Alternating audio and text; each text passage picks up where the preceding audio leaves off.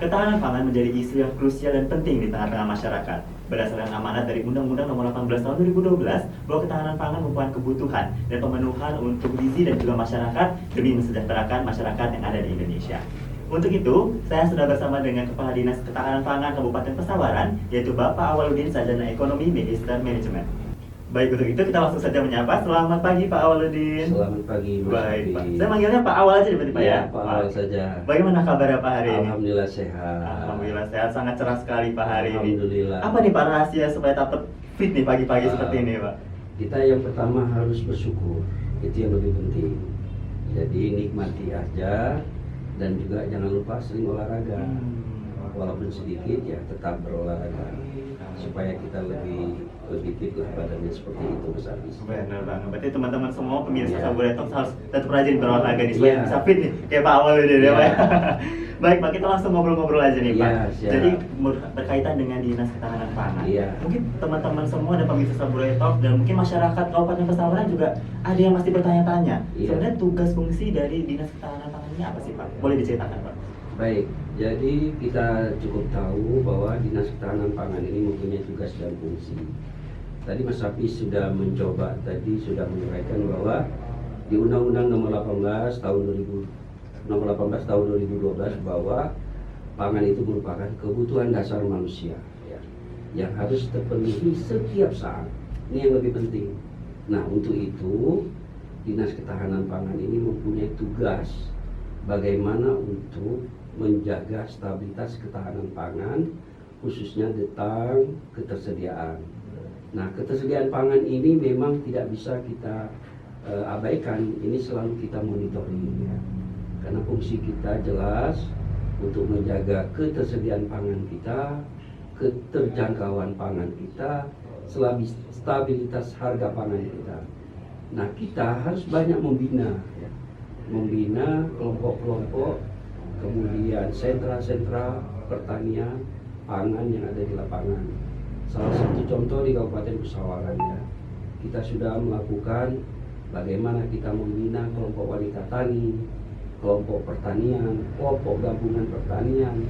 Nah, ini supaya mereka tetap melanjutkan semua pelaksanaan kegiatan pertanian.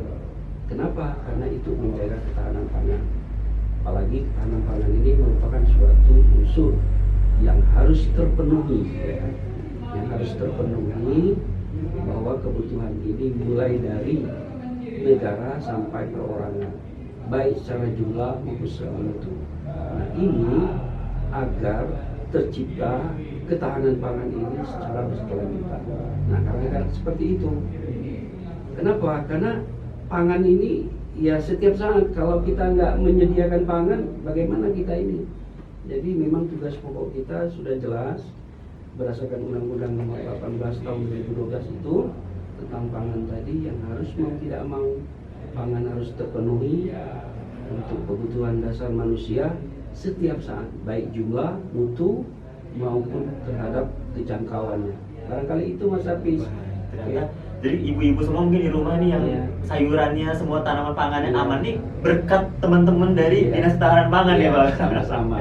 Nah, terkait dengan tadi Pak untuk monitoring dan Iya. segala macamnya. Nah, untuk itu pasti butuh unsur-unsur pendukung ya Pak ya. Iya, Nah, iya. untuk di Dinas Ketahanan Pangan itu bidang-bidang apa saja Pak yang membantu untuk pekerjaan dari dinas ini? Nah, Dinas Ketahanan Pangan ini kan sesuai dengan nomenklaturnya, kemudian struktur organisasinya, kita ada satu sekretariat, 3 bidang. Nah, di sekretariat itu menyangkut masalah administratif dan keseluruhan kepegawaian. Kemudian ada bidang cadangan pangan dan distribusi. Nah, kemudian ada juga bidang ketersediaan dan distribusi. Yang kedua, keamanan dan konsumsi. Ketiga, ada distribusi cadangan pangan. Nah, ketiga bidang ini sudah mempunyai peran masing-masing untuk melakukan kegiatan sebagai pelaku ya, sebagai petugas yang membidangi pangan, mau tidak mau ini harus dijalankan. Nah, contoh kita lihat ketersediaannya dia harus monitor ketersediaan bahan pangannya, kemudian distribusinya juga bagaimana, kemudian bagaimana kelanjutan pangannya. Nah, ini semua bidang harus berperan. Nah, kita tidak berdiri sendiri, tapi kita juga melibatkan stakeholder, ya, OPD terkait seperti Dinas Pertanian yang saya sebut tadi, perdagangan, kemudian perkebunan, peternakan. Nah, ini menyangkut daripada untuk menjaga ketahanan pangan. Nah, seperti di bidang keamanan dan konsumsi pangan, ya. Nah, mereka ini selalu membina kelompok wanita tani yang untuk selalu aktif, ya, untuk melakukan kegiatan tentang pangan lestari. Pangan lestari. Nah, mereka ini punya kelompok di bawah, ya, membuat suatu kelompok sehingga kelompok ini ada kegiatan menanam sayur, ya. Kemudian mengolah dari hasil penanaman itu tadi. Untuk apa? Untuk menjaga kelangsungan pangan. Kedua, tujuannya adalah untuk meningkatkan pendapatan. Kemudian yang ketiga, untuk menambah gizi. Apalagi kita saat ini, ya, ibu-ibu banyak yang produktif. Benar. Nah, mereka ini dengan kita bina, dengan ada kelompok wanita tani, sehingga mereka punya kegiatan. Dan hasilnya alhamdulillah dirasakan. Bahkan mereka bisa menjual untuk lingkungan sendiri, bahkan bisa dijual keluar daerah. Nah, ini salah satu untuk menambah pendapatan mereka dengan adanya kegiatan pangan lestari.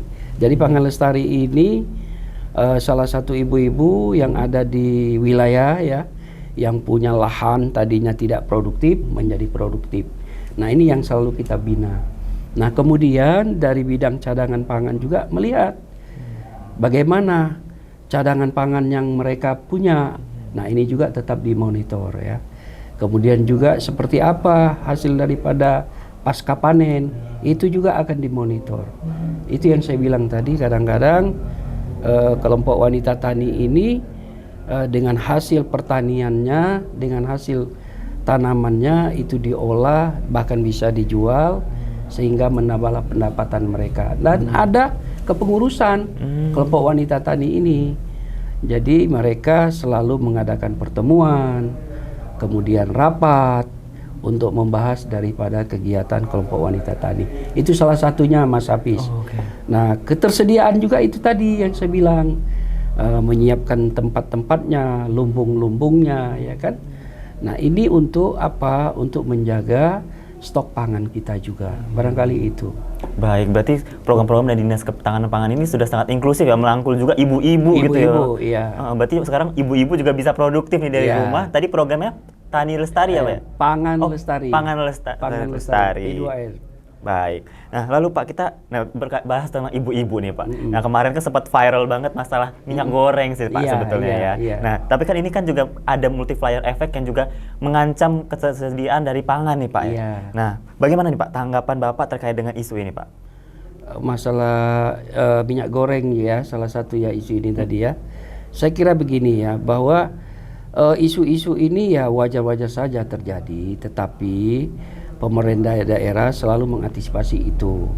Artinya kelangkaan-kelangkaan ini tidak akan terjadi. Walaupun terjadi itu harus cepat kita atasi.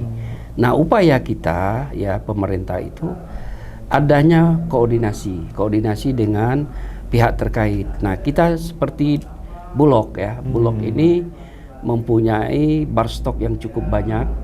Kemudian ada juga dari Dinas Perdagangan. Nah, ini kita adakan salah satu supaya adakan pasar murah, ya. Kemudian adakan distribusi kepada distributor, ya kan. Supaya apa? Supaya masyarakat, apalagi ibu-ibu yang selalu mempunyai kebutuhan sehari-hari, dia tidak mengalami kesulitan untuk mendapatkan produk pangan. Kenapa? Karena kita mendatangkan Bulog. Kemudian dari Dinas Perindak kita juga mendatangkan. Nah, menu apa yang harus kita sajikan sesuai dengan kebutuhan. Tetapi secara umum bahwa untuk di Kabupaten Pesawaran, masalah ketahanan pangan alhamdulillah kita tidak mengalami masalah, ya. Kenapa? Karena sampai saat ini ya kita cukup terpenuhi kebutuhan daripada masyarakat. Baik itu beras, jagung, kemudian kedelai, cabai bahkan, ya. kemudian termasuk daripada telur, daging, alhamdulillah kita terpenuhi. Nah ini tentu harus ada koordinasi yang baik dengan instansi-instansi yang terkait itu, Mas Hafiz. Baik, berarti untuk masyarakat semua yang khususnya di Pesawaran nggak perlu khawatir, apalagi kan kemarin gara-gara minyak goreng, waduh, ini saya takut nih nanti cabai segala macam hilang semua, warga jangan khawatir ya Pak ya, karena pemerintah juga selalu mengambil tindakan action untuk menanggulangi semuanya. Nah, boleh sedikit cerita juga nggak Pak, sebenarnya kendala apa sih Pak yang dihadapi ketika mengatasi tadi program-program tadi yang telah dijalankan? Jadi begini, kendala tentu ada ya, tetapi setidak-tidaknya kendala ini harus kita atasi secara bersama. Nah, kendala ini seperti ini. Kadang-kadang kita tingkat distribusi ya untuk mendatangkan produk itu kadang-kadang ada kehambatan ya. Nah, terhambatnya dalam arti faktor alam bisa terjadi ya kan. Contoh kita di daerah Pesawaran itu banyak daerah pesisir ya kan. Nah, kadang-kadang kita mendatangkan produk atau kebutuhan bahan pokok itu mengalami keterlambatan. Nah, keterlambatan ini disebabkan salah satunya faktor alam, mungkin banjir ya. Tapi saat ini alhamdulillah sudah teratasi semua yang hal-hal seperti itu. Dan masyarakat juga sudah mendapatkan akses apapun mereka mau ya untuk tentang ketahanan pangan ya, insya Allah tidak ada menambah kendala. Nah, kemudian daripada itu kita tidak lupa selalu berkoordinasi ya.